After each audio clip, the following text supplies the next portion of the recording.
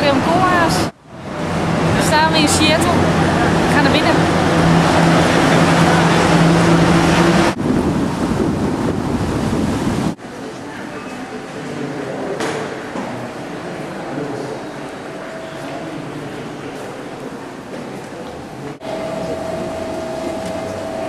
Now her name is Megan Taylor. She's the manager of the Borrower Services Department. That's us here, the Circulation Department. She is the librarian in charge today. Okay.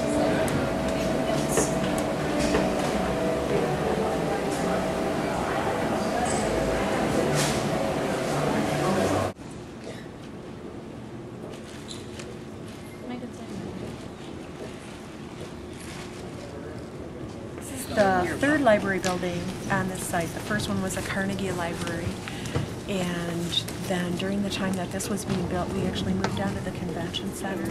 And we were there for 2.5 years in space that had been built by a museum here in town that didn't have enough money to move in. So we've been here 5 years.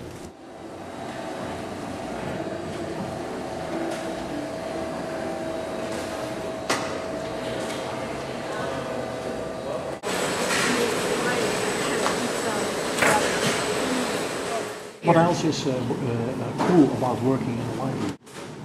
It's just kind of hip now. You know, people that are into Twitter and But the last 5 years, social building... networking, Facebook. The building itself is cool if you like modern buildings. Well, I think one thing that's really happening in public libraries in the U.S. is even really small, under-resourced library systems are really trying to set up teen areas now.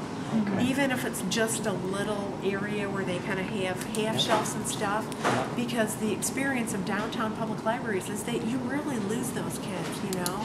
They might go for like 7th grade, but then you don't see them again until they're in community college or until they're through high school and they're looking for their first job and they need something on how to do a resume or whatever. I mean, you just really lose. You really lose a lot of those kids, so they're really trying to do more with programming, you know, like gaming, stuff around series that are really popular, like those Twilight series about, you know, the vampires and stuff that, you know, really trying to engage them and get them in here because they're not going to be dropping by to do homework.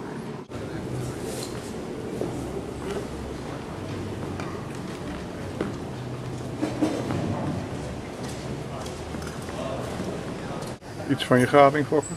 Ja, allemaal en zo. Maar dat zijn niet zomaar buttons, dat is Shakespeare-uitspraken. Hij past precies. Seattle Public Library. So the kids come here, like, you know, after school to kind of meet with their friends and hang out in the teen area on the 3rd floor. Yeah. They're kind of thematically. So, well, let's walk down the front. Another thing they've done for the last 2 years is they have a teen advisory board, and they've talked to these kids that are here on a regular basis, like from high schools and stuff, or in one case it's a kid that's dropped out of high school, but he's in the neighborhood, and they've really talked to them about what kind of programs they'd like to see. They've done independent music contests and stuff called Shake the Stacks. They've done these things called Poetry Slam, you know, where they do like their poetry readings. They did 2 fashion shows where the kids either designed their own stuff or went to like thrift stores and put their outfits together, and then they, you know, videotaped them and kind of put that up. They have a Facebook page. They've had workshops on stuff like blogging. But they've really, you know, tried to work with these kids to see what they would like to see.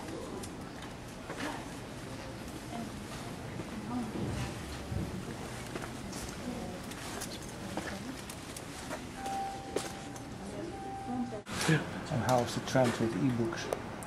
Really popular. Yeah? It's really popular. We have Net Library and Overdrive, and we have a lot of people that really just use this electronically. You know, they don't pick up holds. They use like the online databases and they download books and music and stuff. And we don't see them. They don't want us for physical material. I mean, they're really virtual users. And for a while, we actually had people getting subscription cards, like from other states. They could buy a $55 a year card, And then the city attorney said that was probably violating some of our electronic licensing agreements, so now we only do those within Washington State. But we had people like from New Jersey and the East Coast that would visit and they go, oh, this is great. They don't have this stuff at my library, so they buy a card and renew it every year, but we're not doing that anymore because we don't want to go to court over copyright stuff.